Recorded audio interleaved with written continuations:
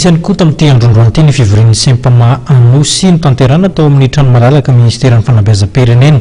Izao moa natao dia mba hanaovana tatitra mahakasika ilay fihaonana tamin'ny minisitra Pia azy ireo nandritra ny fivoriam-be na ny assemblée générale teto Antananarivo.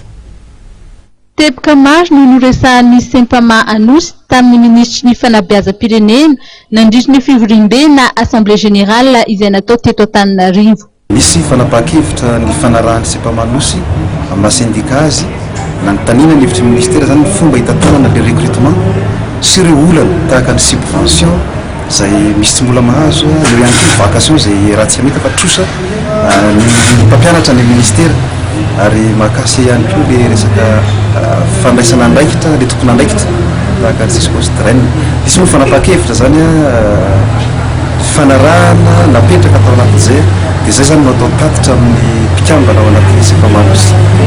Nasian'ny Sempama anosy teny manokana ny mahakasika ny fampidirana ho mpiasam-panjakana mpampianatra firamina miisa 2 alina amin'ity taona ity.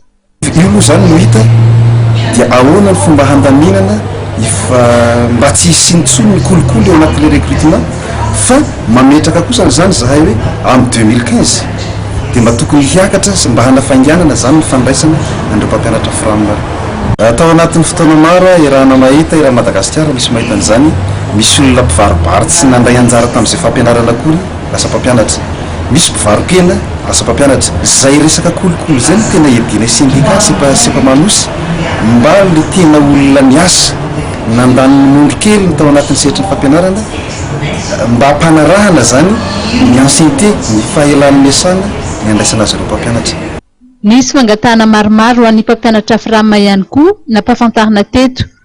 Tokony ho subventionné avokoa ohatra ireo mpampianatra firamina ary ampiakarina ihany koa izany subvention izany izay tokony ho lasa 7 alina sy 2 hetsy ho an'ireo mpampianatra eny amin'ny EPP, 5 alina sy 2 hetsy ho an'ireo mpampianatra eny amin'ny CEG ary 2 alina sy 2 hetsy ho an'ireo izay mampianatra eny amin'ny lycée.